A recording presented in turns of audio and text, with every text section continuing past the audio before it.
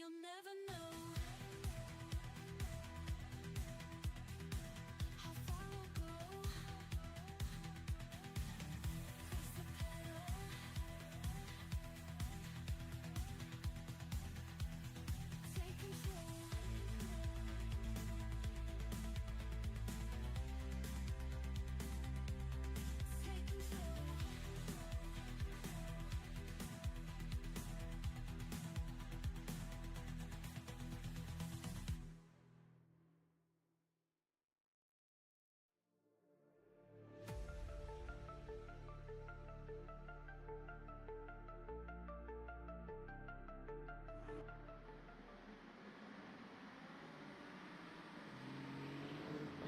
This racetrack has stood for 103 years. Originally, the roads around Stavolo, now a purpose-built racing circuit, one that has certainly stood the test of time and the crucible of motorsports. Welcome to a track that needs no introduction, but we give it one anyway. Welcome to Spa-Francorchamps, and as we are here live in the Ardennes Forest, it's come overall Belgian-like the weather today. And we have one race in store for you. It is round number, what is it, 5 or 6? I forget. Thanks. It is the 6th round. You are indeed correct. Round number 6 of the Sprint Championship here, LMU at RCI. Hello, everybody, and welcome. I'm Jesse Lee, joined by Katrina with Ted Edwards behind the cameras. As per usual, it's wet weather here in the Ardennes, and I gotta say, that has made this qualifying very tricky indeed. The LMGT3s have already completed their qualifying, and now it's the hypercars. And Katrina, there's some days in racing where I wish I was out there on the racetrack. Welcome in, by the way. Today is not one of them. Yeah, absolutely. I don't envy a single one of these drivers, but you know, they've come and they're going to give it a go, and that's what we're here for. We're going to see just how much these drivers are in control of these cars. Remember, no conventional electronic aids the way that you would expect them anyway. So you're going to have to be very careful indeed, tiptoeing around this circuit with standing water around several points of the track. And you see some of the drivers driving through it, others avoiding it altogether, but nobody setting a time valid currently, as that very long racetrack indeed. Yeah, absolutely.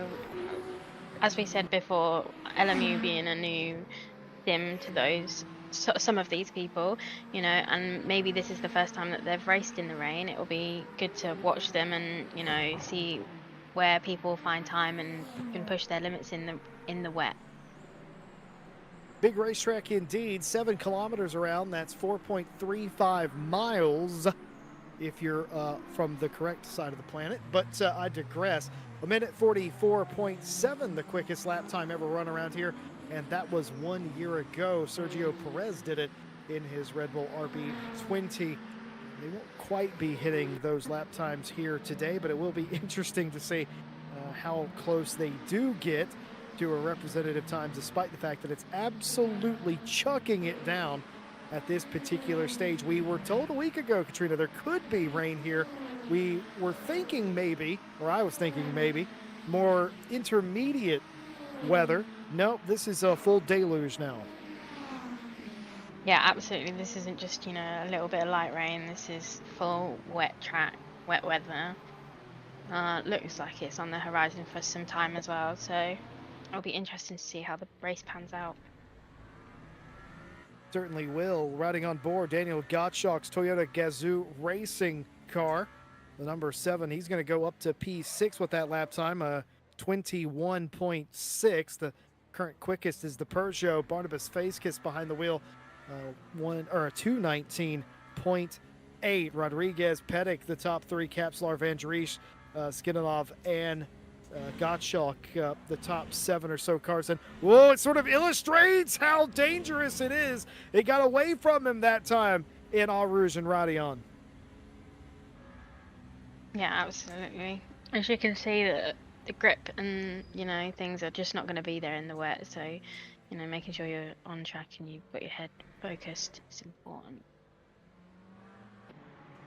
Well, normally rain is the great equalizer, and it's kind of playing that a little bit today. We've seen some pretty significant gaps between the top couple the last few rounds. That's not so much happening today. The top 6 separated by a little less than a second, and it gets tighter even behind them. Olivier Kierten, Skudnov, and Gottschalk, who we were on board with just a moment ago. Kapslar was on pole and now has been shuffled all the way back to 5th, so that either means the drivers are getting more acclimated to the weather, or the track is becoming more raceable. And with how much it's chucking it down, I don't think it's that. I genuinely think that they're just getting more acclimated to the situation. I just saw something that I've never seen in a simulator before, Katrina. I saw the rain highlighted in the headlamps of the car. Look at that. Oh yeah. You can see it.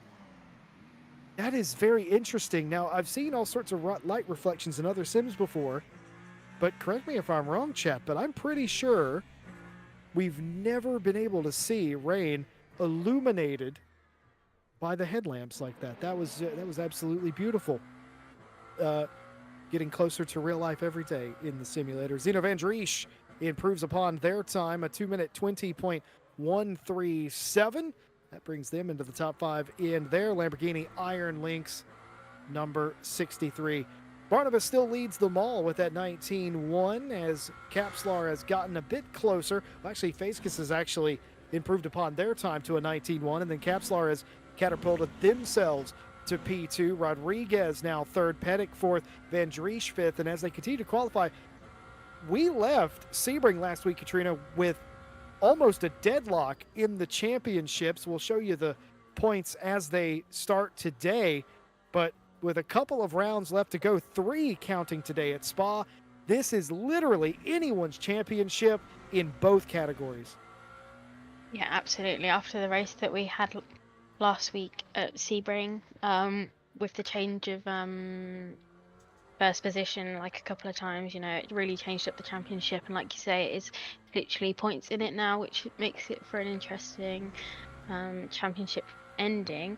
And then obviously you put the rain on top and it just adds that little sprinkle on top, It certainly is. Today is not the day that if you are in a championship contending position that you wanted to find yourself in. It's sort of rarefied air, not only in the simulator, but on the racetrack. And keep in mind, this is the newer version of Spa-Francorchamps. The reconfiguration, both Eau Rouge and Radion and Speaker's Corner as well are in their reconfigured form. So if you've been racing older simulators, you will be of use to the track that, well, as it came to be in 2007 that we've known and loved for so long. This is not that track. This is the new, better contoured Spa-Francorchamps. And if you're unaware of that, that you have a little bit of a learning curve on top of that. But today could go a long way in determining a champion as we get to the pointy end of the season without anything solved. Facekiss continues to lead, but Pettick in the Ferrari AF Corsa car goes P2. And just as he's up there, he's been beat, or he did not get beat, excuse me. Facekiss goes across the line and improves a 19.164, a couple 100ths off of their time. Pettick still around 1.5 tenths off. Peter Roche just went P3 in his number 36 Alpine, and that's a car that was seemingly not, well, they were sort of in the top 5 in the first half of the season, but in the last 2 or 3 races, Alpine, Peter Roche have looked pretty darn good. Oh my God! Kevin Boss with the Tokyo drift. You wouldn't expect the Dutch know how to drift, but well, there you go. Well, they drive in the rain a lot over there, so it makes a lot of sense. Yeah, rain is very familiar to us over here too, Jesse. It's we get it a lot. As Kevin he goes Boss's off the track. car, yeah, is very unstable. Gonna have to go back to the drawing board there, dial in a little bit more wing in that thing, and if it's already at max wing, try to figure something else out, because that is by far the most unsettled we have seen the car thus far today. Facekiss, Pettick, Roche, Capslar, Rodriguez, the top 5. Kierton, Van Driesch, Sirik, Kuzma, Skidnov, Ramos, Gottschalk, Octane, Martins, Fonza, Whittle. Actually, Whittle, I believe, is in a different category. Excuse me. Fonza, Boss, Phil Malter. Oh, that's right. There are 21 cars in the hypercar class. Our broadcaster has just corrected me. There are 21 cars on the grid. I was getting confused. The splits, the split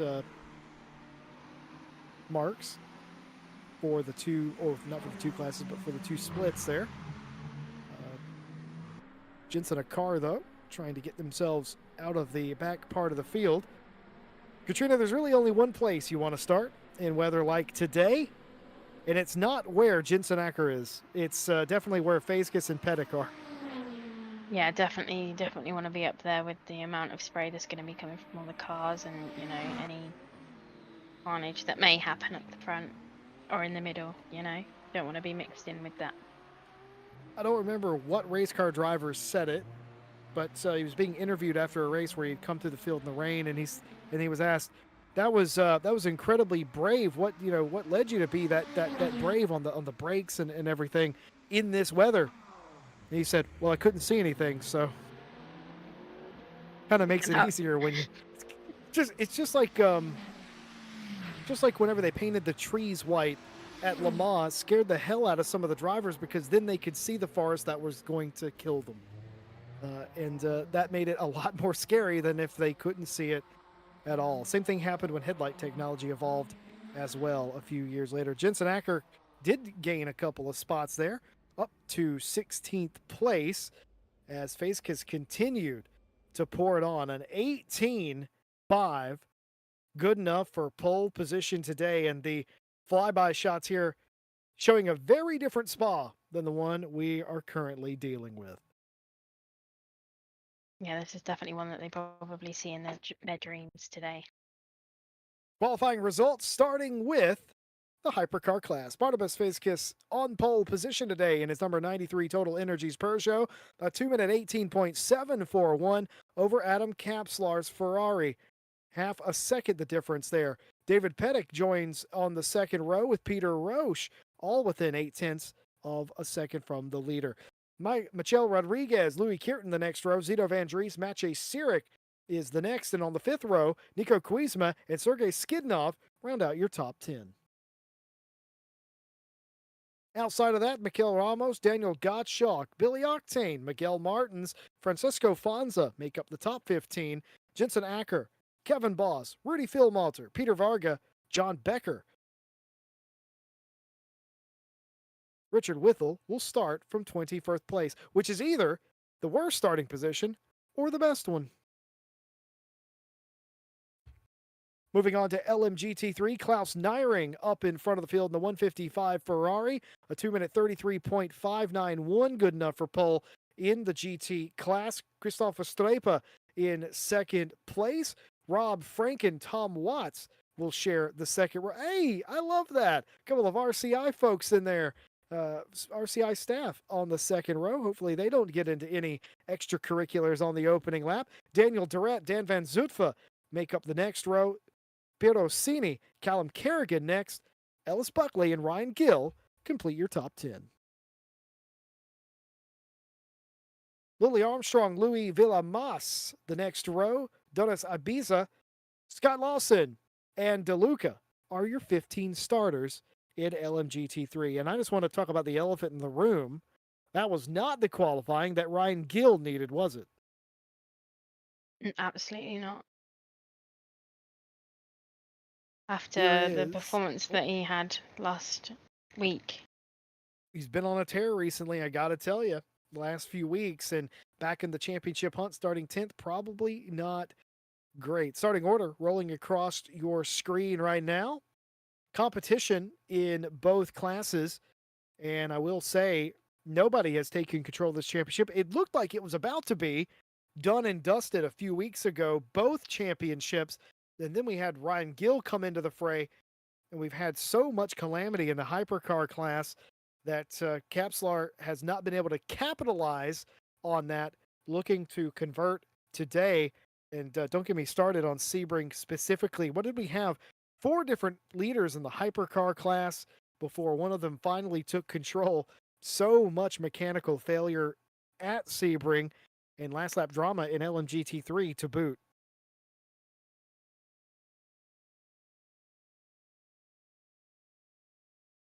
Well, it's raining, it's pouring. Give me 5 minutes and I'll be snoring. We'll ask you this. Who's your money on in hypercar here today? The wet conditions, the trickier of the 2 classes of car up in front of the field. Who would you put your money on? The Peugeot, the Ferrari, a dark horse perhaps? Hmm. Yeah, I think I might say the Alpine. be, you know, that Ooh. person. I'm not going to call them a dark horse because I think they might be offended if I did that. I'm going to take Adam Kapslar. I just think that they have a little bit of chip on their shoulder here today. They might have thought a week ago they had the race won. And I think they'll be back on the chart starting on the front row. But you're going to take the Alpine. I like that. I like that as a choice. That's going to be very interesting indeed. On the grid, getting ready to go. No full pace lap here. Everyone doing the final checks and balances. Everybody, and I'm gonna go out on a limb here, Katrina. Everybody will be on wet tires here to start the race. Yeah, I would agree. The joke is when we did a exhibition race here, I'm pretty sure it was. Well, whenever we started to do an exhibition race here, there was mixed strategy and mixed conditions. Not so here today. Everybody that has common sense will be on the wet weather Michelins. At least you will hope. So, Katrina has taken Peter Roche. I've taken Adam Kapslar. Nobody took your pole sitter, Barnabas Facekiss. Oh dear. We'll see how that works out. Coming down into the chicane. I'm so old, I still call it a bus stop chicane because back in my day, it was. It isn't anymore. Hasn't been for a very long time. And I don't prefer the bus stop either. Barnabas leads us with Adam on the front row. Pettit, Roche next. And take a good look, folks, because in a minute as they go green, you won't be able to see them anymore as they thunder under the start gantry and we go down into turn number 1 for the first time. Everybody trying to make their way through La Source. They've just about done it around the outside. Kapslar is going to get the run and the whole shot down into Arouge and Radion. He's done it and he's clear of the field. 3 wide, nearly no, 2 wide down the single file between Roche and Olivier Kirton. No, it was the Alpines, Roche and Rodriguez, who got it sorted out. Meanwhile, Pettit trying to get by Facekiss as they come up the Kimmel straight. He has a look, can't quite squeeze it in there. Facekiss blocks them off, looking to back off here. Super gentle into the corner as it looks like one of the 8 Toyotas is off, and that's going to be Francesco Fonza, who has put it into the wall, waved yellow flags. There appears to be one of the Ferraris in LMGT3, and it's Callum Kerrigan. Now, you worry that they were in contact with each other. Oh, no! Klaus Nyring! Klaus Nyring's lost his wing. The leader in LMGT3 has had a huge amount of drama here. The whole rear end housing of that car has been destroyed, including the rear wing. That's why it's crab walking like that. He's going to not get any traction. That is going to be a long way back to pit lane. Yeah, absolutely. He's going to struggle to get that back round to the pit lane. But he looks like he's going to give it a good go.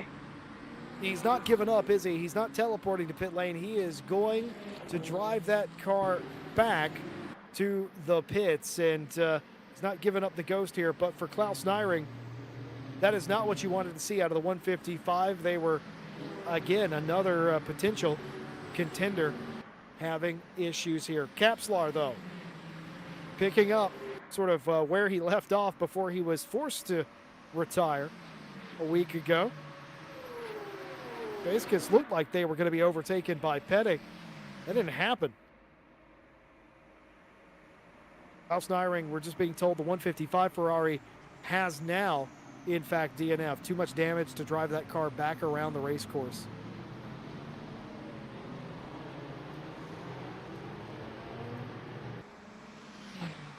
Completing the first lap, Kapslar, Facekiss, Pettit, Roche, Rodriguez, the top 5. Not a whole lot of movement in the top class, as I would say for the vast majority, they were quite sensible. They were 2 wide coming out of La Source. They were 2 wide up the Kimmel. But in Lacombe, Bruxelles, Pouhon, even Stavelot, Blochemont, they were pretty much single file again. Yeah, absolutely. I don't think anybody wants to take the risk. That's what I was going to say to you, Jesse, to be fair. I mean, it's smart. It's just unusual to see race car drivers using a level head. Good racing here. Maciej Sirik is going to take this position away and go up into 7th. Van Dries's Iron Lynx Lamborghini down a spot right there. This is a sort of a different dynamic, something that we may not be used to. We've seen a lot of dry running this season, as Francisco Fonza, I believe, has made it back around to come to their pit. They will be repairing damage there. Could be a different dynamic though today, Katrina, because of the weather. Cars that are usually fast in the dry may struggle a little bit here today, and vice versa. Yeah, absolutely. We're definitely going to see some maybe difference in, cars that are strong and, even drivers that just feel more comfortable in the wet, know how to push their car and stuff. Daniel Duret had led the opening lap or so, but Christoph Westrepa has taken the number 95 and taken it to the lead of the race. That just happened at the end of the Kimmel straight into Lacombe and Bruxelles. So Christoph Westrepa finds themselves in the lead. And for a driver that has had so much success in sim racing, Westrepa has played sort of second fiddle to the likes of Ryan Gill, Dan Van Zutphen, and others here in LMU. And when I say that, I don't mean that as a dig. I just mean that compared to Ryan Gill and Dan Van Zutphen, who have been putting on a show most of the season, Westrepa has finished second, third, fourth, fifth. They just haven't been in the lead. They are now. They find themselves pulling away from Daniel Duret. Yeah, absolutely. You're right. We've seen consistently good, but never, quite that fastest speed, to take first. So hopefully for Christoph today, it'll be the first place. Another driver that's done incredibly well for themselves early on, it's Lily Armstrong in the 46 BMW. They are up to third. You talk about a driver that hangs around that top five. That's Lily Armstrong. Some weeks better than others, but right now finds themselves up in P2, in fact. Lily Armstrong up to P2 as Tom Watts continues to fight it out. Oh, and it's going to be a contact here off of the chicane. Dan Van Zutphen has come into the pit lane. DeLuca has followed them in. Now, I think I understand what's going on here. I think they're running the race backwards because of the rain. Instead of coming in late to do their stop, they're coming in now. They're going to maybe make an adjustment or two, get themselves out of traffic at least, and run this race backwards because of the weather conditions. That's a very smart move.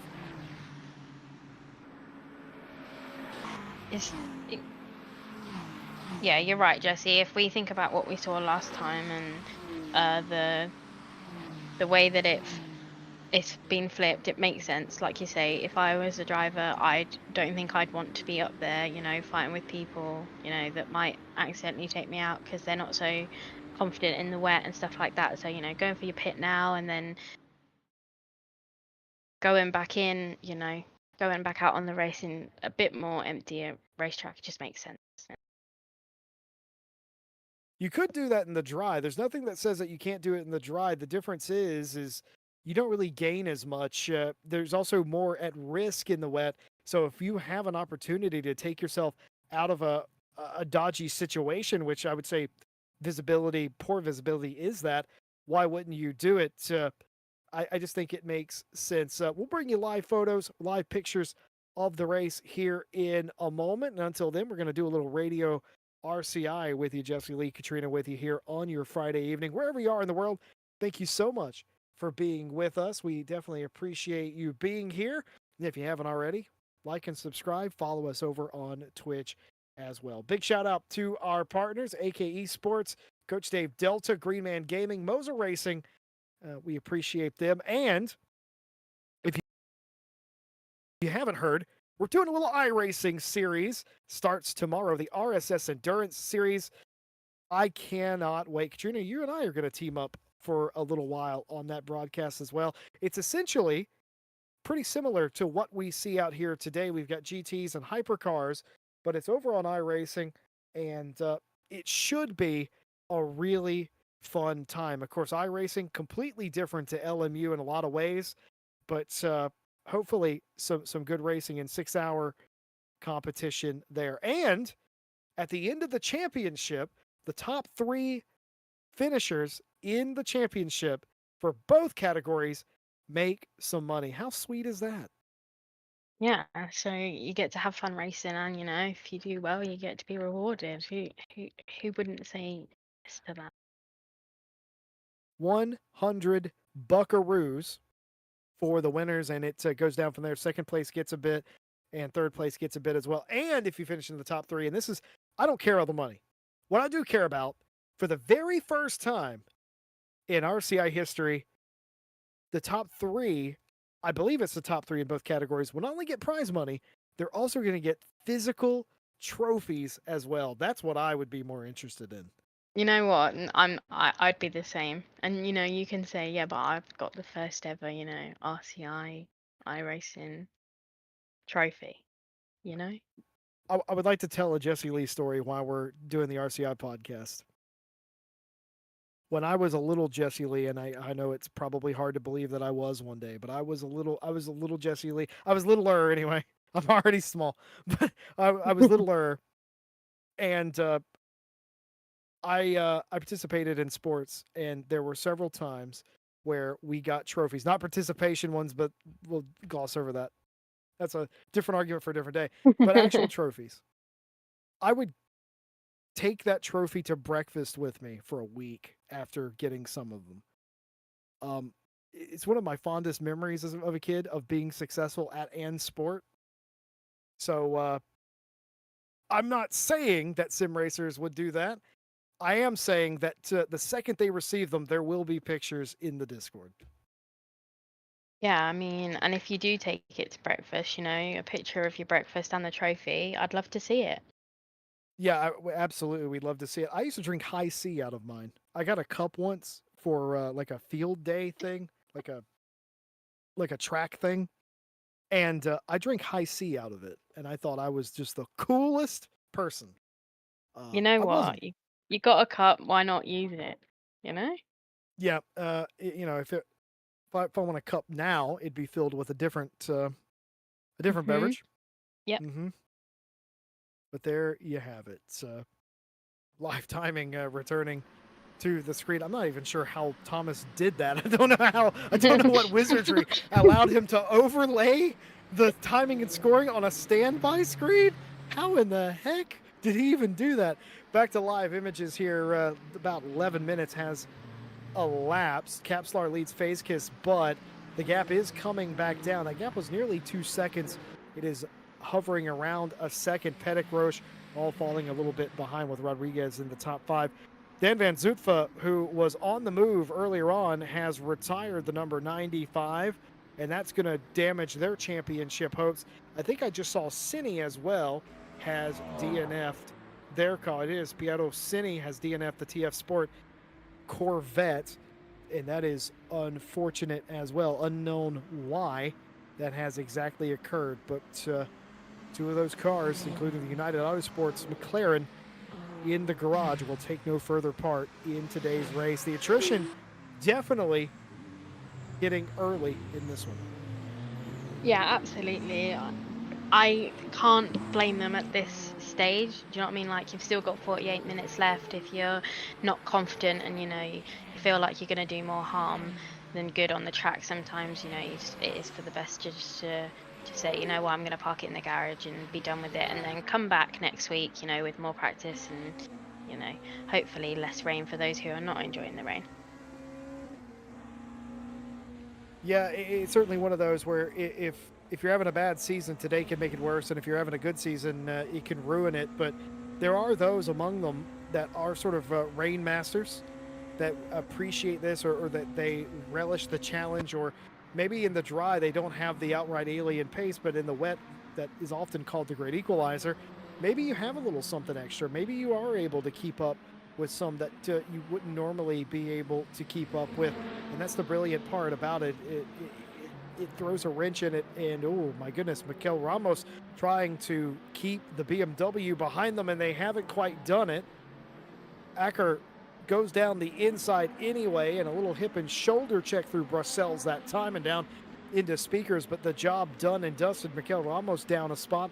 Acker up into 11th in the number 20 BMW. Yeah, absolutely. Some good racing. You know, a little bit of contact, but nothing too major. As we love to see. Certainly is fighting all around the racetrack here as the Cadillac of Becker goes through some of the LMGT3s. And it's about that time in the broadcast where Katrina and I stop talking and we allow our broadcaster, Thomas Edwards, to have a quiet moment unto himself.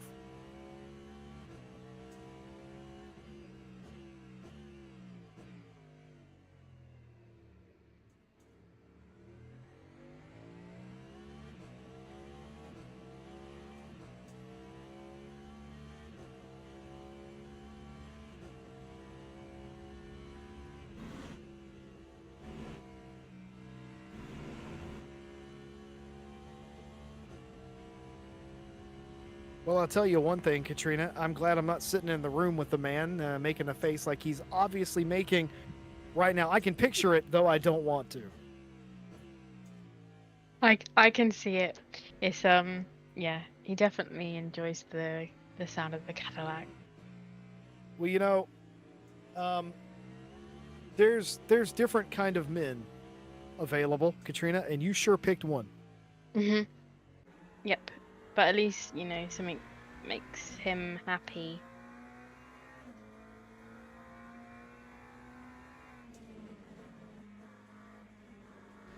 Well, you hate to get between a couple like that, but I will say that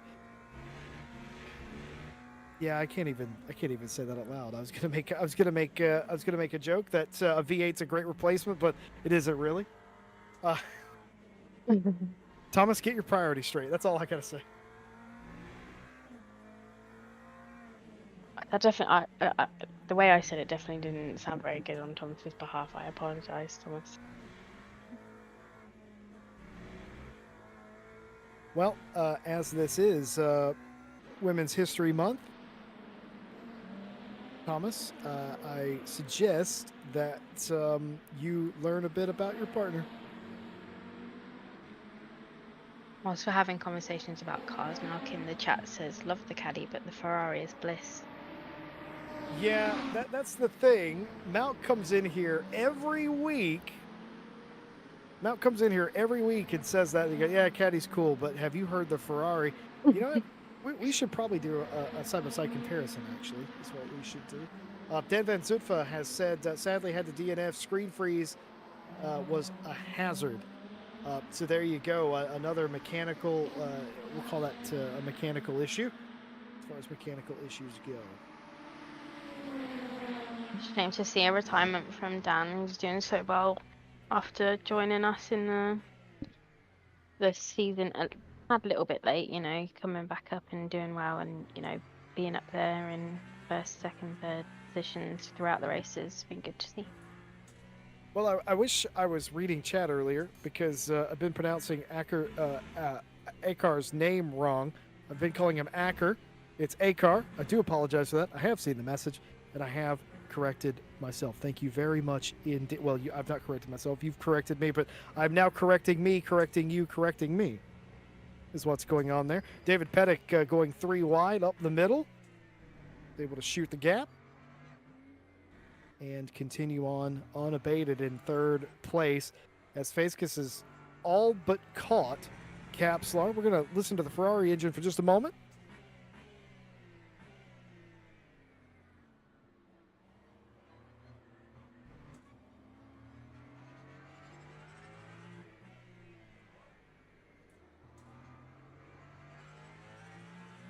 Yeah, it's not as good, is it?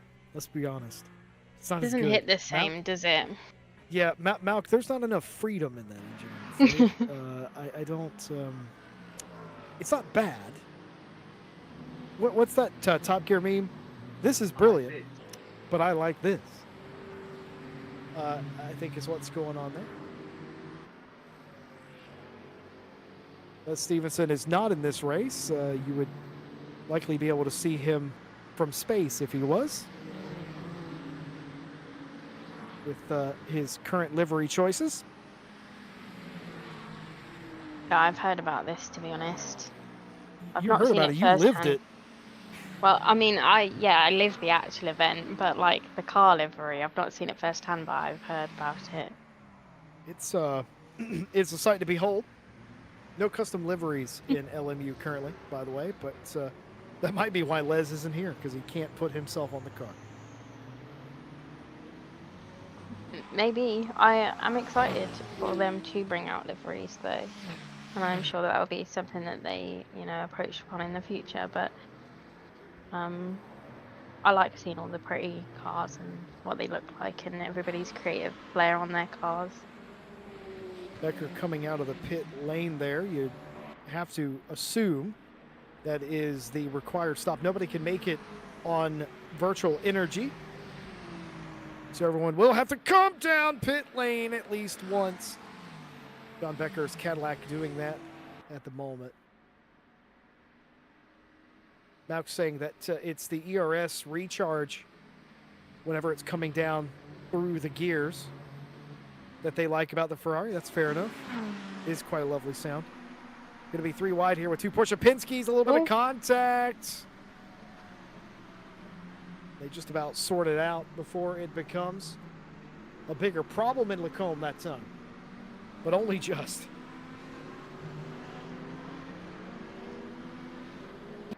Yeah, absolutely. Watching them go side by side there was a bit scary, but glad to see that, they managed to hold it.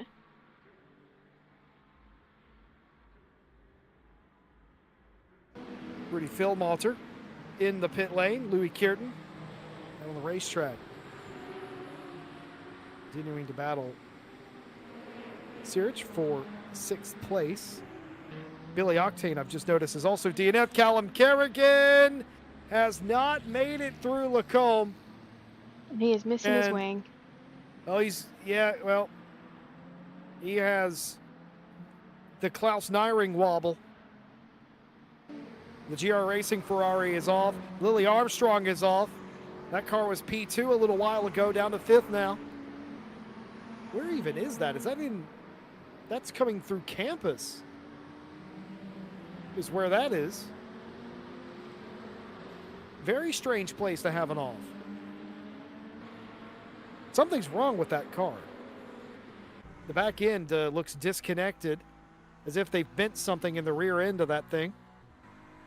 The wing's still on it.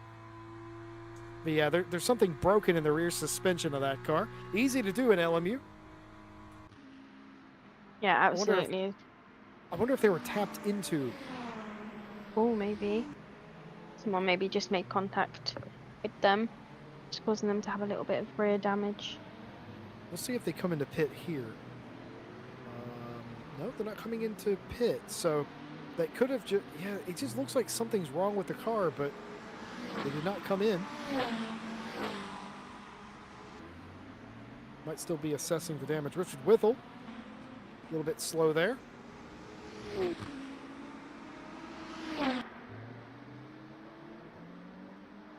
A little bit offline as well, coming through the chicane. Yeah, I'm wondering if they're holding some damage maybe, or having an issue somewhere. It seemed very strange.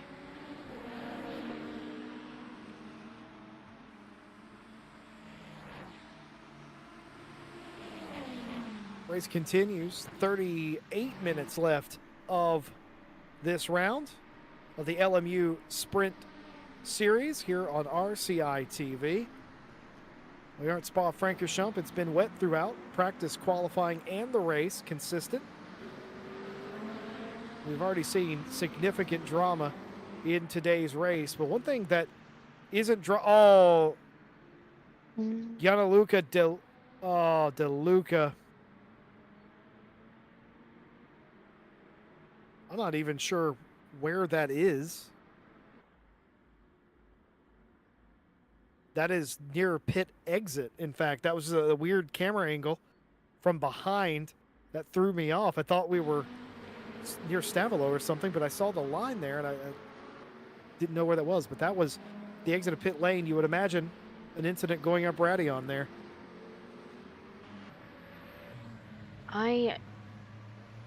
Callum is still struggling, bless him. He's gonna get around there. Callum Kerrigan is a fighter. Callum Kerrigan will not give up. He wants it. You can tell that he wants it. I was going to Speaking- say, sorry, Yes. Jesse, No, that please. Ryan Gill has actually made up super loads of points with everybody having issues. So actually, this has all worked in Ryan Gill's favour from starting 10th, like qualifying. He's now up to second place. You're very right. You're very right indeed. I was gonna say before DeLuca had their incident that it's all gone to plan for Ryan Gill in his championship hunt. Started 10th, thought that might have been a death sentence today. Been anything but P2. Near 10 seconds off of Verstappen, but that's not the end of the world. You may want those points, though, at the end if he ends up fighting Verstappen for the championship. Daniel Durrett doing absolute bits in third place, with Tom Watts in fourth. Armstrong, for their troubles, still inside the top 5. So that car either isn't damaged and the car's just handling weird, or it's not damaged enough to force them into the pit lane. Yeah, it's one of them, like, it might be that they think that the repair time is going to be, you know, more costly than them actually just being able to stay out on track and being able to just, you know, work with the damage that they've got. So hopefully for Armstrong that is the case and they can continue and, you know, make up some of them places that they may have lost. Katrina, you know how on these broadcasts we're always on point and we're always super focused about what's going on, and we're very much by the numbers here, and we're strictly about facts, and we don't deviate or get sidetracked at all, right? Yeah, that's us. Well, I would like to play a little game as Zeno Van Driesch continues to hound Louis Kierton, not Olivier. Oh, Louis Kierton getting slightly out of line here. I'll belay that comment I was going to make. Oh, and Louis Kierton's gone. Louis Kierton spun it. Oh, and it's a big slide. Luckily, everyone able to stay away from them exiting turn 16. But that Porsche Penske has spun around. The British judge has given them a 7 out of 10 for the pirouette. Thomas always was a harsh critic, I tell you. I was going to say, 7's really rough, to be fair. Like, they managed to keep it on track. It looked like it turned back the right way, you know, right way facing, didn't touch anything, you know, no damage, but he only gave it a 7. You try landing a triple axle on a broken ankle, Thomas. You know? All right. Thomas Edwards on ice skates. I would pay to see it. I would actively pay to see that. You know Kevin them Boss. little... Yeah, do go on. You're going to tell me a Thomas story. Please do. I was going to say, you know those little deer, like when they're first, like, or baby foals when they're first born and they can't walk? From the Disney film Bambi. Yeah. Yeah. That's Thomas on ice. Bless him, I think is what you would say, right, in this case? It's all you can do. Kevin Boss in the BMW doing pretty good considering they had a pretty abysmal qualifying, but made up several positions thus far in the race. DeLuca, by the way, did DNF. They have retired that car back to the garage as well. Fonza, who also had an incident earlier on in Radion, they have retired the number 8 Toyota Gazoo Racing hypercar. It is a hybrid. It's also a hypercar from today's race. What I was going to say was, Katrina, because it is Women's History Month. You are aware of that, I'm assuming. Yeah. It is Women's History Month. I thought I'd play a little trivia with you. America, big place, right? Yep. A lot of space, Manifest Destiny and all that. Yep. We have 50 states. Were you aware of that we have 50 states? 50. There are 50 states in the U.S. How many of those do you think that you could name? Oh, not very many. No, actually, I confidently like a good half of them. So you think you could nail about 25? Yeah. Well, what was the first state to give women the right to vote? Oh no, I feel like I should know this, and I don't know this. It is insane that it's this state as well. It's insane. It makes no sense. So I shouldn't guess rationale like You probably don't even know this rationally. place exists. Oh, okay, fantastic. I don't know. The first state gave women the right to vote in 1869, I'm pretty sure. Yeah, 1869. And it was the state of Wyoming was the first state in America to give women the right to vote. Ain't that Oh, something? Yep. there you go. I've learned something new today because I did not know that. Absolutely crazy. Do you know the first woman that went to space? Do you know who she is? Oh, I feel like as soon as you say her name, I'll be like, oh, I recognize that name. You probably will. She's very famous.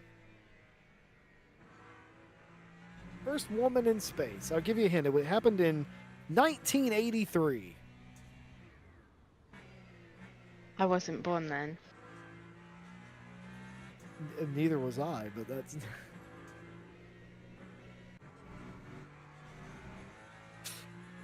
Give up? Was she American? Probably. I assume she's American, yes. I don't know why I've asked that question because I don't know if that doesn't help me remember a name, but I assume most people that have been to space have been American or Russian or Chinese. yeah. But I'm pretty sure there's no Chinese or Russian people with the name Sally Ride. And that is the first woman That is who her. went to space. That is pretty amazing, isn't it? 1983. This has been Women's History Month Trivia. Come back tomorrow. We'll do the same thing. I'll ask you a couple of more questions. Okay, I'll be there. Folks, I did preface this before we went live. I said, Katrina, I'm going to drop something on you in this broadcast. Mhm. And I did. Yeah. Women's History Month.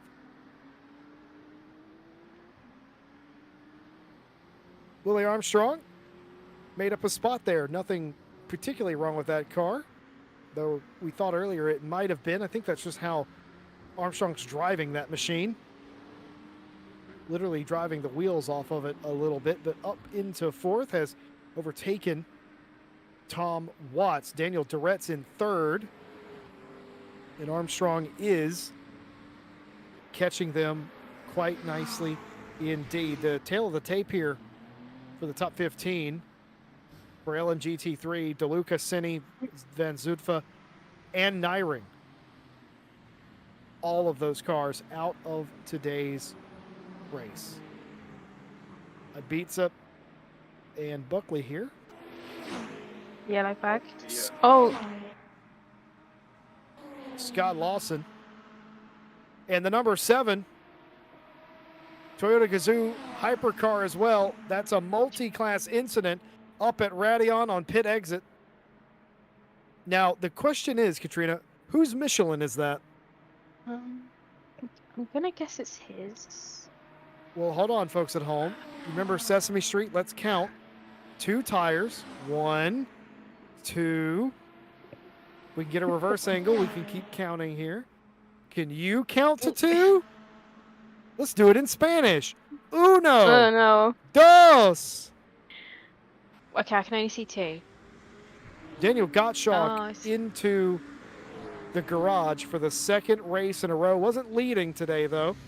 But for the Toyota Gazoo 7, it is day over again for a driver who we thought could potentially win this championship. Yeah, absolutely not exactly what you want to see, and obviously we don't know the context of what happened in the accident, so it's a shame to see any drivers go out.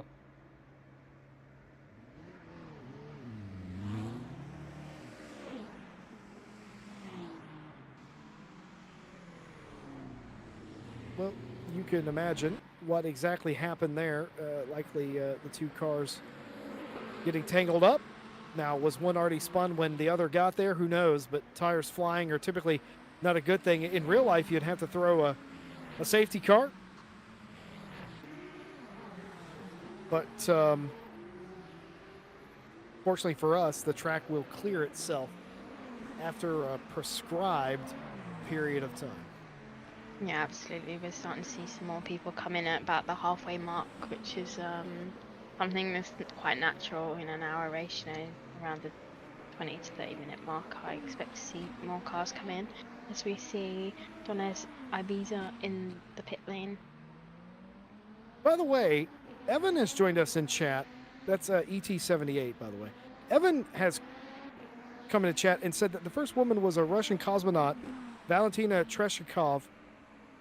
I don't know how they're verifying this on the site that I'm using, but it definitely says Sally Ride was the first woman in space in 1983. Now, does the cosmonaut not count, I wonder, because it was low Earth orbit and not technically space? Because I don't think they had the ability to go to space in '63. Not really. You might be right, actually. So I think maybe somebody claims that the cosmonaut was the first in space. She was the first to go up, surely, but maybe Sally was the first one to actually leave the atmosphere. Yeah, that does make sense. Either way, it is conflicting. And that is a significant gap, those 20 years. Shout out to Valentina, though. You go, girl.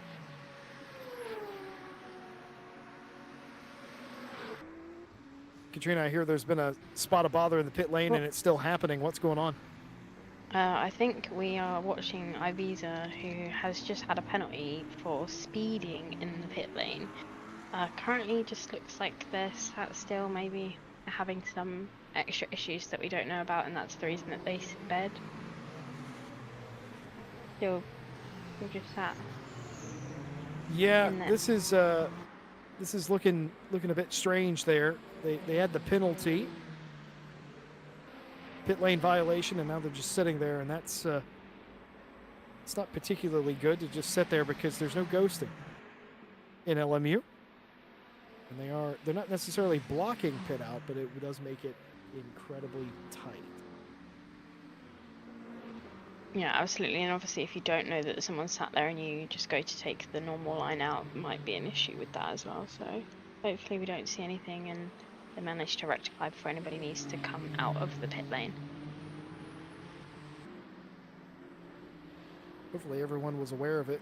I don't know if that would cause a yellow. I didn't quite see if it was with him sitting in there. I know in ACC it does. Yellow flag was shown, to be fair, at the top of the screen. So I'm guessing so. And it's gone now, so I'm guessing everything's fine. Yep. You are on both accounts.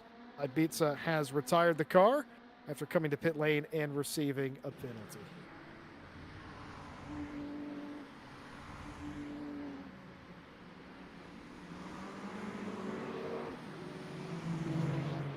I would like to apologize to the chat for activating the space nerds.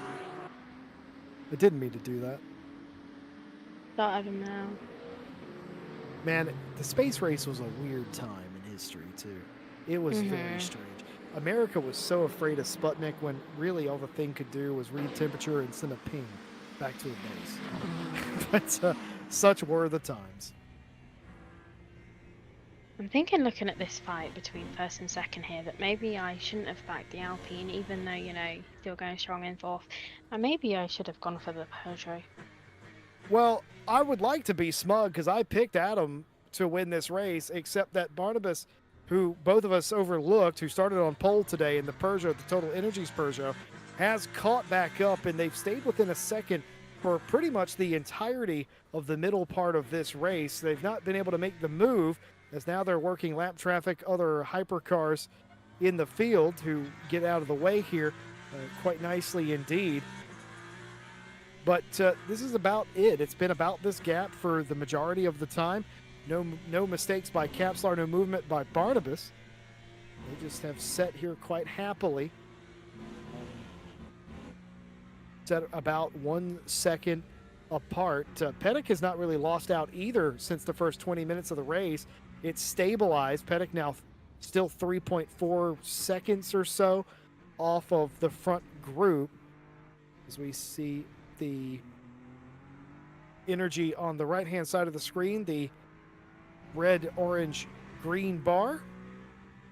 They have to come down pit lane and stop in the box to refill that virtual energy.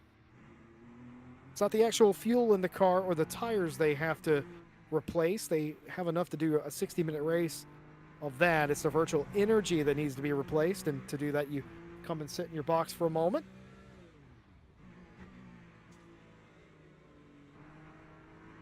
I've just heard from Ted that Armstrong may have a penalty.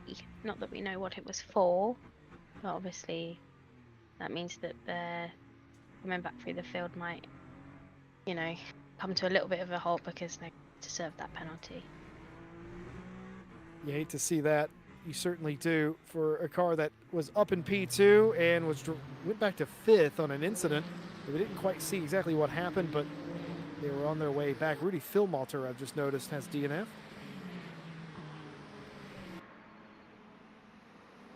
Not entirely sure when that would have happened as well. Evan just made me laugh. He called Sputnik a scary space beeper. Shout out to Sputnik, man. Space beeper is funny. Scary space beeper might be the funniest thing I've ever seen. Oh, man. Oh, my gosh. Yeah, I agree.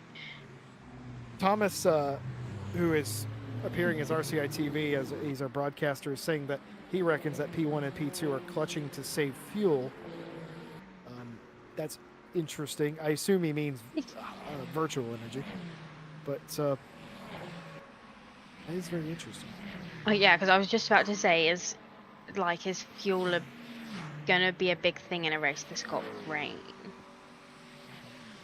No, but no, not actual fuel. It shouldn't be. But the virtual energy, I don't know how clutching helps. If the regenerative, well, it depends on how the hybrid system works in your car, and how you've set it up. It's open setup for this series, so I'm not entirely sure what that would do to save, but we'll see just how good they are at it. Facekas has caught Kapslar for the lead for the second or third time that we're aware of. The interesting thing is Pettick in the 51 Ferrari has caught up. They've erased 1.5 seconds of that gap, and they are catching up. But that's credence to, by the way, this is credence to what Thomas was telling us a moment ago in our ears. Kapslar and Facekas leading this race, racing each other, but they have more energy than just about anybody else other than Peter Roche and Cyric. So that does make sense that they may be saving a little bit of energy here. Yeah, I agree. It definitely, the shot does not lie, and maybe that is the case, and means Pettick behind him might, have to see himself come in a little bit earlier into the pit to do his virtual top up.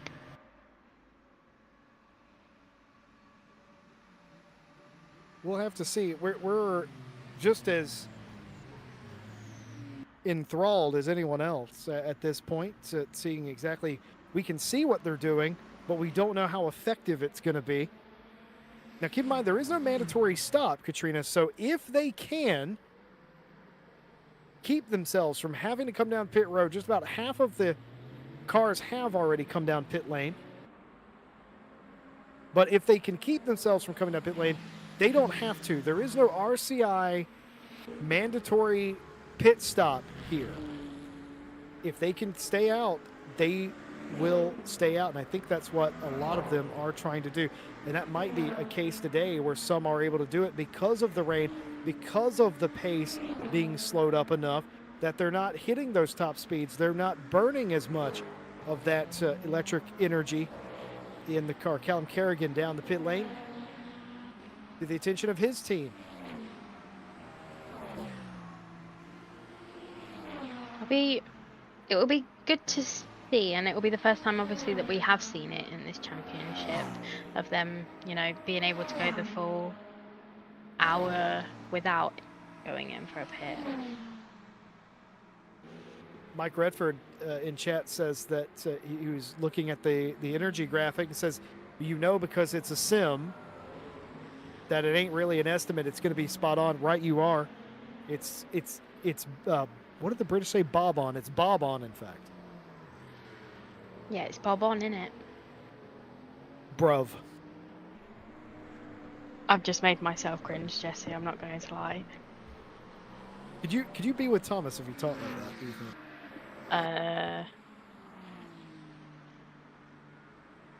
No. Thomas gave us a sample. Katrina immediately said no. I think is respectfully, I personally, from a oh come on, standpoint, Data Chav, go on then.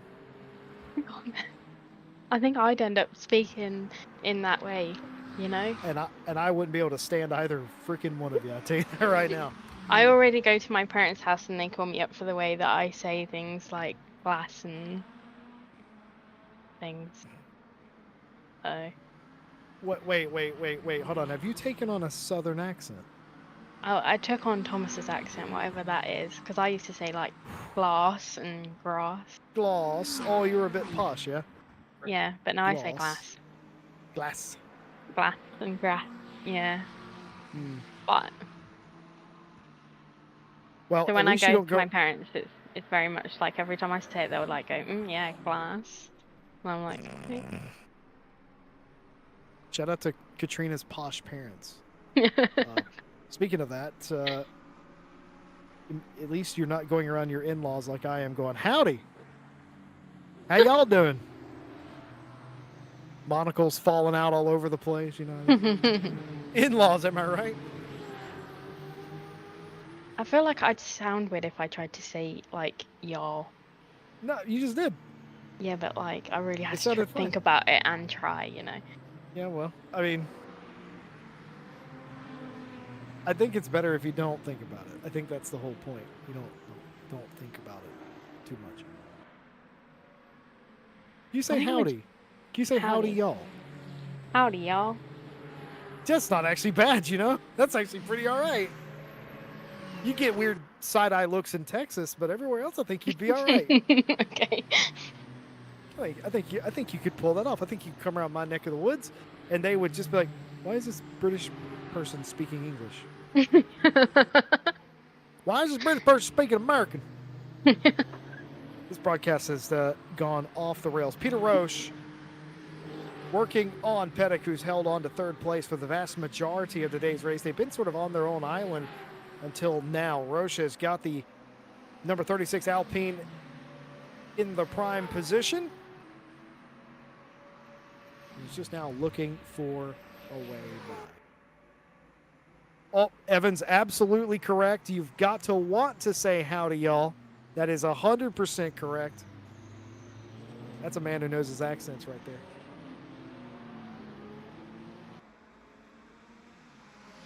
I was going to ask, like, how do you know you want to say it, but then I've just answered my own question, so... I can't stop myself. I can't stop myself from saying howdy. I don't know what's wrong. I sound like a Pixar cartoon circa 1995. They're pointing in a water hole. Is that your go-to greeting, is howdy? When I get nervous, it is. Okay, because I do a really high pitch, like, hi. Oh my God, that means you've been nervous every single time we've ever talked. I'm not nervous, that's just how I say hi to people. Oh God.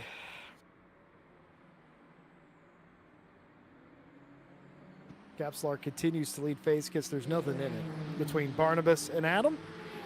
There hasn't been for the majority of today's race. And I think it's good strategy, to be fair, if you are Barnabas phase kiss, to not go too hard right here, because if you can stay behind the Ferrari and save a little bit of energy and not have to come down pit lane and maybe have a little extra at the end to push and take the lead, makes sense to me. Just stay behind him, which he has done, and I reckon that's the strategy from the 93. Yeah, I agree. It definitely makes sense, doesn't it? And it, like, the championship is so tight at the top that maybe, you're just happy just sitting behind, you know, strategizing, being smart about it to then make better plays. Of course, here at RCI TV, we race on several different sims, no matter if it's LMU, iRacing, or ACC. Currently, we have you covered. The Janetta Cup on Mondays on ACC continues this Monday live from the Hungaroring. LMU Fridays, we call it the LMU Sprint Series. Katrina and I will be back with you next Friday for more action, the penultimate round of the series from Circuit of the Americas, before we head off to Interlagos in 2 weeks for the finale. Night Owl wrapped up over the weekend. Night Owl wrapped up over the weekend. Shout out to Canadian Tyler Jason LaValle on yet another Night Owl championship, and the South African driver Rudy Philmalter, who was in today's race here as well. Rudy Philmalter winning the Silver Series. Tyler Jason LaValle winning the Pro Series. Joe Dauber, Harry Conway, the final podium positions in Pro. Victoras and Masatoshi Kaneko, the top finishers in the Silver class. Well done to them. Shout out to everyone. Shout out for 20 seasons of Night Owl racing. But other races still going on. The RSS Endurance Series starts tomorrow, I believe. There's still time to get your team signed up. You can do it by yourself as well, but some of the races are quite long. Sebring 6 hours coming at you in its entirety tomorrow. The Ready Set Sim Endurance Series live on RCI TV. You can find that and more events by going to racerci.com. Link is in the description. And one more time, a big thank you to our partners that make this race and every race possible. AK Esports, Coach Dave Delta. I would certainly guess there's a lot of CDA setups in tonight's race. You can find all of their offerings for LMU, iRacing, ACC, and more by clicking the Coach Dave Delta link in the description. Greenman Gaming. Get 15 or so % off. Monster Hunter Wilds just came out. Game's pretty good. You can get a discount by getting your key from Green Man Gaming. Moser Racing, direct drive sim racing hardware that doesn't break the bank, quality hardware at that. More on what they offer, go to Moser Racing. Shout out to Motorsport UK. We became a recommended esports community by them. We thank them so much. And Ready Set Sim for sponsoring our iRacing Endurance Series, where for the very first time in a community-based event, there will be prize money handed out at the end of the championship and physical trophies as well. Exciting times. Very exciting. I have no idea what Thomas was just moaning at. He was upset that Buckley has way less energy than some of the other cars. This is on board Ellis Buckley's GR Racing 86 Ferrari. I think I'm going to just put my 2 cents in and say that Durrett has been into the pit lane though, so he'd have refilled, right? Am I Possible. going in? I'm sure we have a graphic for that somewhere. Huge slide right there by Ellis Buckley. Oh my God, Katrina, you are so right. Why are you so smart? Why are you so much? This is the thing. You're so much smarter than us. That's the problem. I don't think that's a problem. It is if you're us. Let me ask you a question, Katrina. You ever go, I'm hot, or I'm cold, or I'd like a drink, and Ted just gets up and gets it for you? You're smarter than him. It's a problem if you're us. Okay, yeah, fair enough. I understand But it is Women's Month. So maybe we should do that anyway. Thomas, I'm giving you a hint. Barnabas Facekiss trying to make it work on Adam Kapslar, unable to get it done, looked around the outside, and there is, what would the British call this? This is a kerfuffle. It's a huge kerfuffle. There's a lot of cars, you know, on one track, trying to get to the Ryan Gill couldn't make it. He's into the pit lane. So is Rob Franken in P3 in the LMGT3 class. Kevin Boss has pitted out of the hypercar class as well. So cars now unable to make it. Peter Roche, I was just going to say before we cut away to Ryan Gill in the pit lane, that Peter Roche for Alpine has caught the lead too, which, remember how I asked you prior to going green tonight who you were taking. You took Peter Roche. I took Kapslar. It's anybody's race now. So there's 6 minutes left, Jesse. I feel like we're going to have a very good and entertaining 6 minutes. You know, 6.5 minutes.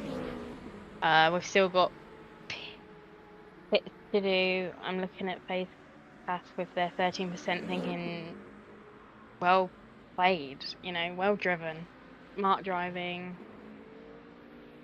Some of these hypercars are going to be really close. Pettit, Rodriguez, Kirtan, Ramos, Nico Kuizma, we just saw come into the pit lane as well. A lot of the LMGT3s have bailed out currently.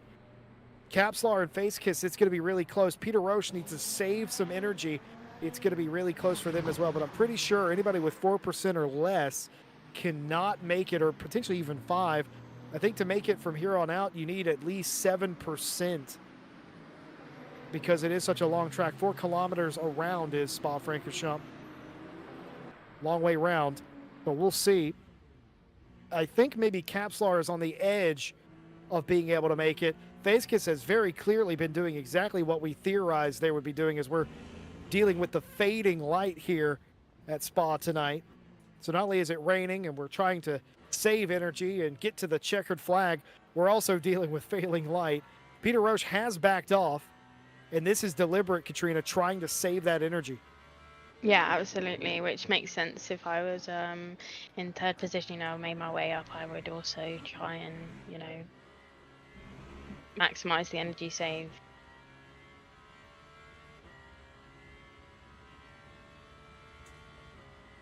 Now, Thomas is certain that they're saving a lot of energy by clutching in these top 2 cars, Kapslar and Facekiss, but I don't understand how that saves energy unless using the physical clutch disengages the hybrid system entirely. And Thomas is telling me that is how it works. Oh, big crash. It's David Pettit, and they were trying to come down the pit lane.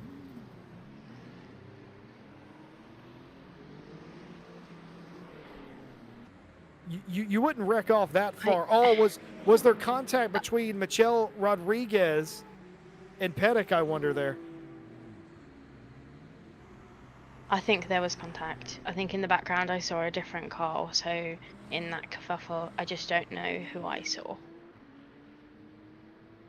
Well, you've been right on all accounts tonight. You're batting 1,000, so I'm gonna have to agree with you on the grounds that we call it an offer in baseball. I'm batting an offer. You're batting 1,000. So I'm willing to believe that's exactly what has occurred. Meanwhile, Facekiss has all of the cards.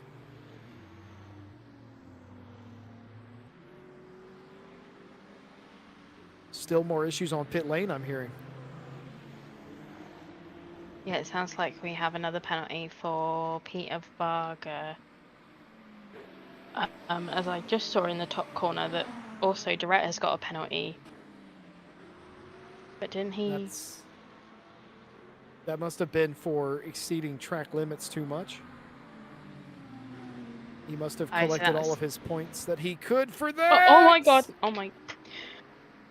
I don't know why you jumped in real life, but yeah, I heard you do it.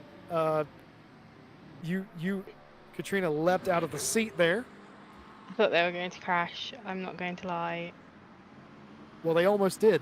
In fact, Daniel Durrett has a penalty, we assume, because they did their pit stop ages ago. They have exceeded the track limit warnings that you can get and have received a penalty for that. So there will be no threat of a top 5 today. Vestrepa continues to lead Ryan Gill around with Rob Franken in third. Watson, Villa, Moss, the top 5. Meanwhile, in the hypercar class, in the waning moments, coming to get 1 to go. Kapslar, Facekiss, Roche. Facekiss just took the lead. Barnabas Facekiss took the lead, and it's all kicking off behind them. Capslar's had to come into the pit lane. That's why he's lost the lead. So is Peter Roche. Facekiss is going around. They're going to try and make it here on the end. Nobody else looks like they're going to be able to make it. Capslar gets positioned on a slant so that they may exit the pit lane. Sirich is also in. Can Facekiss do this? Can the Total Energies Peugeot be the first car? And I think they'll do it with 7%, you know? Yeah, 7%, you know, you've got a minute 34. Even if it's, yeah, I definitely think this is the smartest play from Oh, Facekiss. unless they get a penalty. Oh, Unless they do that. Now, that will I be think a I'm gonna track limit go. warning. They will have got a percentage or a decimal of a point of a penalty there for that. It wasn't egregious, but it would be enough to get 0.3 or 0.5 of a penalty point. Leaving the track and coming back. But we are about to witness history as Sergei Skidnov also in the pit lane. We're about to witness history. For the first time in LMU history here on RCI TV, a car is going to use fuel strategy to win a race. And it's the first no-stopper. Yeah, absolutely. Something that we haven't seen before in this series, and something that excites me for future races, because, you know, maybe others will take on board what we have seen, you know, and try and take on the same strategy and see if they can adapt and do the same thing. Barnabas has shown them that it's possible. Will others be able to replicate it going into the back part of the season? Now, he has a big enough gap that even if he were to get there in time, he could just basically stop, wait, shake some hands, sign an autograph or two. But it won't be a problem. He's going to get there a few seconds after time expires. A couple of cars want to finish behind him. They've pulled off to make sure that they don't have to run an additional lap. Barnabas Facekiss in the Peugeot Total Energies car is going to come across the line, and it's going to be Barnabas who is up at the front. He got shuffled back, and he's back up to the front again. Facekiss wins it here at Spa. Yeah, absolutely fantastic race, and, you know, well played and well done for, you know, thinking strategy as well as, you know, good racing. Adam Capslar will come across the line, and they'll take P2, still alive in this championship. So many others may not be able to say so. Peter Roche for Alpine comes home third. Rodriguez in the sister Alpine in fourth. Pettick will round out the top five when they get there. It's been a strangely calm, cool, collected race for Christoph Ostrepa as well, who by all accounts should win in the LMGT3 class. And in fact, I believe they already have. Returning back to the garage, Ryan Gill, P2. Rob Franken has a fantastic showing again today. Another podium for the Dutch driver. As the few remaining cars stream across the line.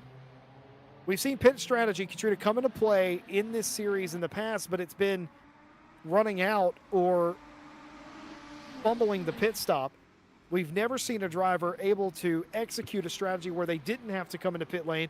We've been adamant the entire season that they have to come into pit lane, that they have to take on energy because it's just not doable. Today, the rain and the fact that Barnabas was quicker than Adam and was able to sit behind them for 45 minutes and save energy, all of that made it possible. Not only did we see our first no-stopper, we've seen our first fuel economy race.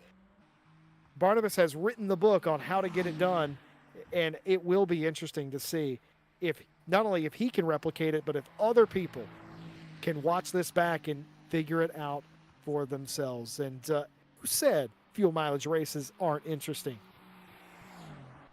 Yeah, absolutely. If you think about the first race and of the series, you know, and how we saw many people, you know, make a mistake on how much energy they had left and the laps and stuff, and then look at where we are now, where we're having people that haven't stopped, you know, the no stopper.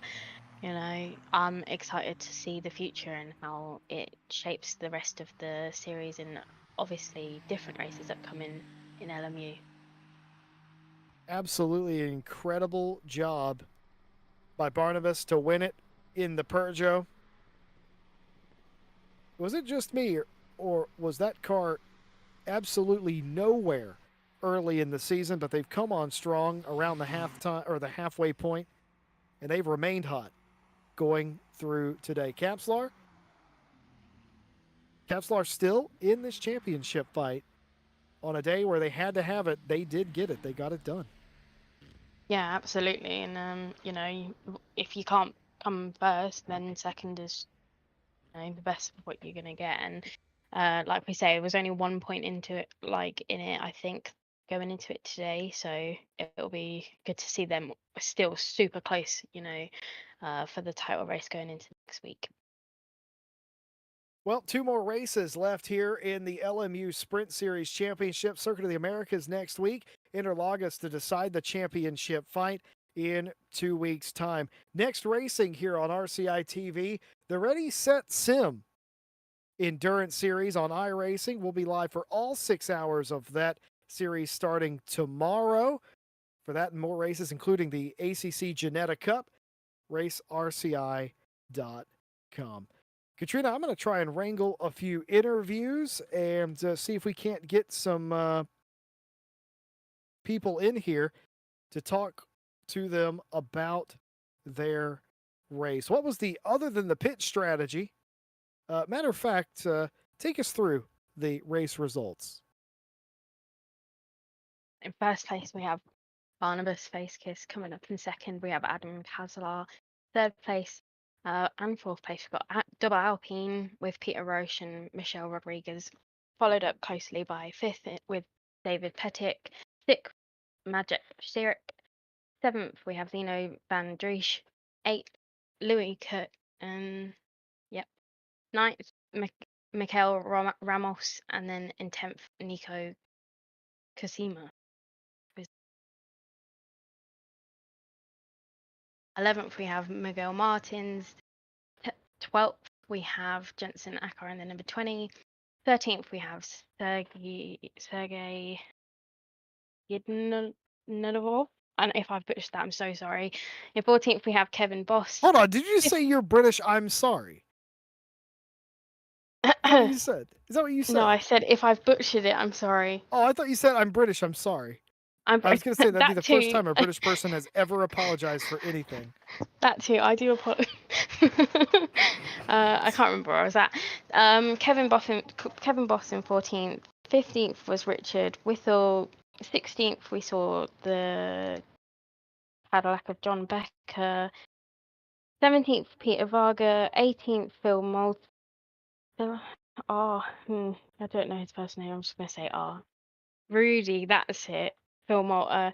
19th, we have Daniel Gottschalk. These are DNFs actually, so unfortunately they didn't get to finish. 20th, we have a DNF of I can't speak too much. Francesco Fonza. And then 21st, another DNF of Billy Octane. So many DNFs in both classes, and it was that kind of day. And even here in the LMGT3 field, Christoph Estrepo wins it over Ryan Gill and Rob Franken. And all of those drivers alive and well in the championship, including Tom Shipston. Lily Armstrong did rebound again to still finish inside the top 5. Just incredible, battling back all day. Daniel Durrett 6th, Ellis Buckley 7th, Luis Villamas in 8th, Callum Kerrigan, Scott Lawson round out your top 10. Lawson did DNF with a couple of other drivers in the category, including Ibiza, DeLuca, Cine, Dan Van Zutphen, and Klaus Nyring. Some of the highest attrition we've ever seen.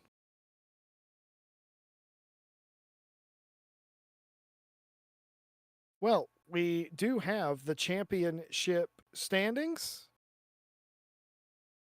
And we'll start off with the top split championship standings. David Pettick leading the championship. Oh my God. Wait, Thomas, can you confirm this is live? This is live. No, this is as of, okay. So this is as of Sebring. This does not include today, but this is how they came into today. Pettick leading Capslar by 1 point. Fazkiss was behind with 142. That is all changed, but is it's still a few points, Katrina, between them because Fazkiss won, Capstar finished second, and Pettit finished behind all of them. They've basically just changed places here today. Yeah, absolutely. Going forward is going to be a very exciting finish to the championship. Just incredible. Just incredible the way that it's shaken out here in this championship. And I just don't even know what to say. I'm trying to do it in my head. And I don't know. It's just incredibly close. Behind them, Peter Roche, Menez Rodriguez, Louis Kierton, Maciej Sirik, Badowski, Kuzma, and Van Driesch. So we've got to fight. The top 3 positions all close. The middle 3 positions all close. Top 10 is, it could be anybody's, to be honest.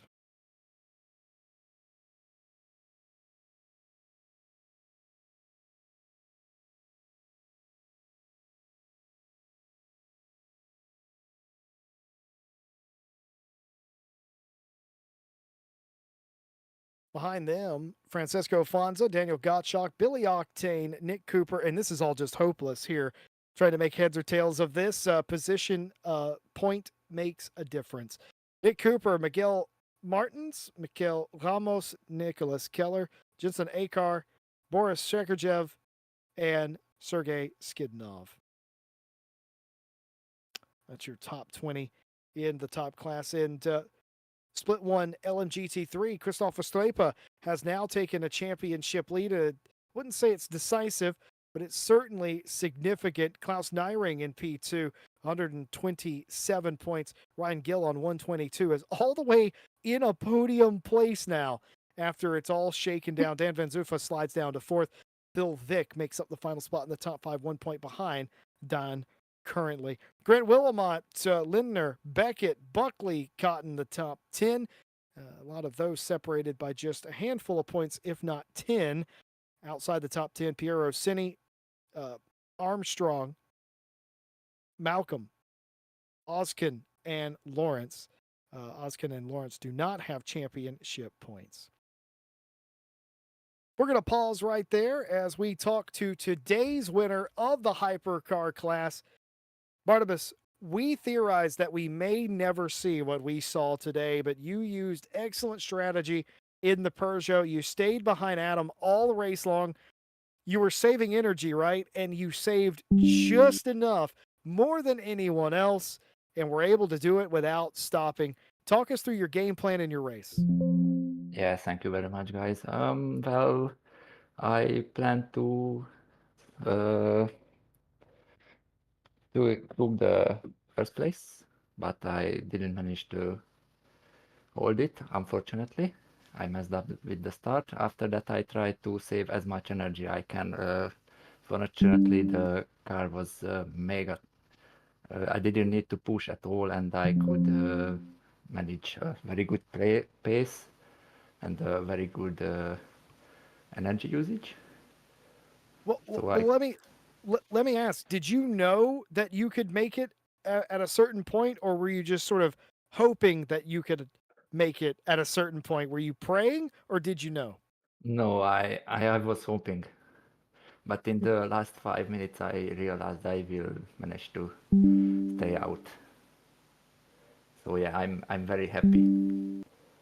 Well, you absolutely should be. It was a brilliantly ran race. You have to say you had the pace, I think, to win it anyway. But the fact that you were able to hyper mile the car a little bit just guaranteed victory at that point. But I'm sure, Barnabas, I'm sure you've won races in a lot of different ways, but out strategizing your opponent sometimes feels the best. How does this particular win rank on your scale of success? Because it's a tough racetrack, tough weather conditions. It's a fuel economy race, and you are the smartest one in the field. How's that feel? It's very good. I feel that I could win this race by pace only, not with fuel management. But yeah, I didn't need to push at all at the full race. So and I was insanely fast. It's a very We could good all We could all see that. You were bad fast, as we'd say where I'm from, and you are a bad man on the racetrack. Championship, looking like you could potentially take it. A couple rounds left. How do you feel about Coda and Interlagos? Uh, Honestly, I didn't do any of it. Interlagos and Kota, I need to learn it with the hypercar.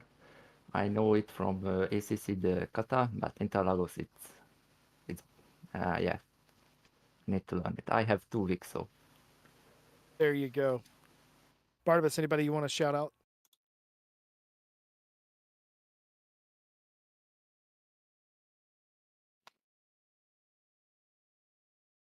Going to take that as a no. Well, folks, it was a fantastic race. The very first no stopper in RCI LMU history. Barnabas Faskes gets it done, gets the win, and what a race it was. Well done. Congratulations. thank you very much. From P1 in the hypercar class to P2 in the LMG T3 class, Ryan Gill, you started deep in the field. And I'm going to tell you something. I don't get that deep in the sand trap whenever I play golf, is how far behind you were. I wrote you off on the pace lap. Katrina can tell you. Wrote you off on the pace lap. It's a P2. You're well alive in this championship. Talk us through your day. Absolutely mad. Obviously, kind of had a very, very difficult qualifying session, not helped by obviously the kind of server issues that we had, because rather than doing any practice in the wet, I'd spent most of my time trying to figure out how to fix things, but we did get things fixed, which is the most important part, and we had a race today. So that's what matters. But yeah, didn't have a great qualifying. I do struggle in the wet, I must be honest. It's not my strong suit. So I kind of, when I qualified down in 10th, I was kind of looking at this as a bit of a damage limitation race. And, well, I think, you know, I did pretty good from that regard. The only downside to today was that Chris won the race, but, I mean, his pace was absolutely incredible. So, you know, well done to him. He deserves it. He's been chasing that win for a while, so congratulations to him. Well, Ryan, we asked before, first 3 races were probably a nightmare for you, but you've turned it around since, and it may have not been a third win on the trot, but it was a P2. And like you said, Chris did finish in front of you, and he is the championship leader, I do believe now. But I got to tell you, it's been impressive. And how's your outlook for Circuit of the Americas and Interlagos? Have you had much practice at all? I've done one race at Kota. It wasn't great, but it was, you know, top 10 finish, although I'll be hoping to do much better than that next time around. And then Interlagos is a track that I do have some good history at. I won there this week in a different championship, and I've won there before in the Ferrari 296. So I've got a couple of wins at that circuit across multiple manufacturers. So I'm confident going there. But the last time that I raced there with Chris in the same race as me, he did finish in front of me. So I know that he's got some good pace in the McLaren at Interlagos as well. Kota could be the curveball that makes the difference, because it is a very, very tricky track, and the tire wear is very harsh there. So I think whether there's a championship battle into the final race at Interlagos will probably depend on next week. Well, we love to hear it. Ryan, anyone you want to shout out for another impressive performance? Well, shout out to a lot of the drivers for being very, very patient with all the things that were going on in regard to the server issues. I mean, usually it's quite chaotic when we have some sort of issue before the race and we're not sure if we'll be able to go ahead with the race, but credit to the drivers, none of them were panicking, none of them were you know, jabbing jokes. Everyone was quite patient and was kind of putting forward possible solutions. So big thank you to everyone today, and obviously just again a big thank you to everyone who makes RCI happen week in, week out. We have a big race tomorrow in a different sim, but yeah, big thank you to everyone that was involved today, and of course everyone that makes RCI happen week in, week out. Ryan Gill is P2 today, secures his right to fight for the championship in the upcoming final 2 races. Ryan, congratulations on another podium. From Ryan Gill to Kevin Boss, who joins us from winning Split to Hypercars. What an incredible run it was for Kevin Boss. Boss, you must be absolutely over the moon right now. Yeah, I'm quite happy that I won, especially what happened during the race. I really didn't think I was going to be able to catch Richard anymore, but yeah, something must have happened to him as well. Then once it started to dry up a bit, I had the pace on him, and yeah, undercut with the pit stop, and then yeah, luckily was able to pass him in the pits when he was in the pits, and then yeah, kept the lead on the final lap. So yeah, that was a very tough fight to get that P1. It seemed like a chaotic race out there. Can you talk us through like the tricky conditions? They were changing a bit, and then you had the failing light, and you had some cars that looked like they were going to be close on the virtual energy. And how did it? When did you realize that you were going to have a shot? Because it seemed to develop really late in the chaos, but even still, you seem to have the pace. Well, it was I had the pace initially compared to my competitors in Split 2.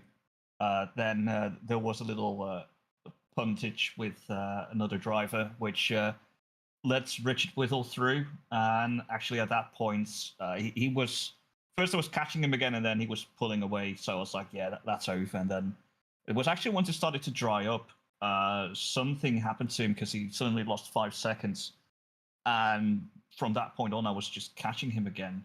So yeah, the pace helped me there. In regards to the low virtual energy, I didn't really have that issue because I went into the pits like a couple laps before to try and undercut Richard. But I was actually scared that Richard had done enough to not have to pit. So that got a bit scary at the end. But yeah, we got it through. Well, it's a win. You've won races in ACC. You've won races in LMU. You might as well just win RSS tomorrow and tick iRacing off the board, I think. What do you think? No shot. Oh, don't be like that. Wheelie Slow coming at you tomorrow live. 6 hours of racing here on RCI TV. Kevin Boss is going to be one of the teams in that race. But for right now, a winner here in LMU in a very wet Spa in the closing moments. Kevin Boss gets it done again. Boss, anyone you want to shout out? Shout out to the guys in Vulcan Racing because yeah, it's now our usual group here at LMU, and it's always fun to chat. It also helps a bit with the passing of the LMGT3s. That we can talk to each other there. But yeah, it's just a good bunch to race with, and of course, who can forget like people like Les in his Ginetta livery, like things like that. It's just what we do there. Well, there you have it. Kevin Boss wins it in the Split 2 Hypercar class today. Another brilliant victory for the Dutch driver. Well, we do have some championship standings to show you, starting off with the Split 1 cars and starting off with Hypercar in Split 1. And this does include today's races. And Katrina, it literally, as I said, it did not change much. Adam Kapslar has retaken the championship lead, 185 points to Barnabas's 182. That's a position. There's nothing in it. And even David Pettick in third still in it, only 11 points out of the championship lead. Behind them, Peter Roche has 154. Menez Rodriguez on 148 in fifth place. Louis Kierton has 124. Sirik has 98. Van Driesch on 73. Kwiesma 68. Badowski rounds out the top 10 with 57. Bonza on 44, Gottschalk on 43, and wouldn't you know it, Miguel Martins 1 point behind with 42. 2 points behind them is Ramos in 14th. 38 points for Billy Octane rounds out the top 15. Nick Cooper has 34, 19 points for Akar. Keller has 10, Skidnov on 8, Sekerjev on 4, rounds out the top 20. And now, on to LMGT3, where Christoph Verstappen holds a significant lead. It's 186 to Ryan Gill's 157. Klaus Neiring has 133 in third, 113 for Dan Van Zutphen in fourth. Phil Vick on 104 rounds out the top 5. Ignore the DSQs. They don't mean anything. Grant Willimon has 98 points. Ellis Buckley on 77. 1 point behind them is Lindner. Ninth place belongs to Beckett with 66 points, 61 points for Lily Armstrong in 10th. Sinny has 50, 48 for Cotton, 14 for Matt Malcolm, and I believe that's DeLuca has 9 points, and everybody else, I believe, has retired from the championship or has no points. It sort of sorted itself out in LMGT3, but Hypercar Katrina, it's anybody's guess. It's going to go down to the wire. Yeah, absolutely. It's them top 3, top 4, just seeing where they end up at the end. It will be very entertaining. Well, folks, that's going to just about do it from us today. We'll see you tomorrow for live action from the RSS Endurance Series here on RCI TV. It's the 6 hours of Sebring on iRacing. We hope that you will join us then. Go over to that stream and set a notification. And if you haven't already, like and subscribe, hit the bell, and follow us over on Twitch as well. Join the Discord and go to racerci.com. Remember, you can join any championship in progress by going to the website. All of those links and more in the description of the video. I've been Jesse Lee, joined by Katrina with Ted Edwards behind the cameras. Thank you to all the drivers, the staff, and everyone who make this series and every series possible. We'll see you next time. And until then, have a good night. You ready? 3, 2, 1, go. Get behind the wheel, let's go. Grip the road, feel the flow. Thunder roaring, still alive. Live this dream and drive. Tires burning with gasoline. Push the limits, chasing green. One shot, don't slow. Go on, we'll take control. Engines scream alive tonight. Blazing past the red line. Outrun the night, won't lose this fight. Follow the road, red line for show. We're chasing taillights, don't let go. Under the stars, we'll go so far. This is who we are. Chasing taillights. Chasing taillights. Chasing taillights. We're chasing taillights. The miles they fade, but they don't die. Faster now, the hours fly by. Sweat and gears, hearts in sync. On the edge, on the brink. Clock ticks down, stakes are high. One mistake, we kiss us goodbye. Don't slow down, we're not done. Finish line for the strong ones. Engines scream alive tonight.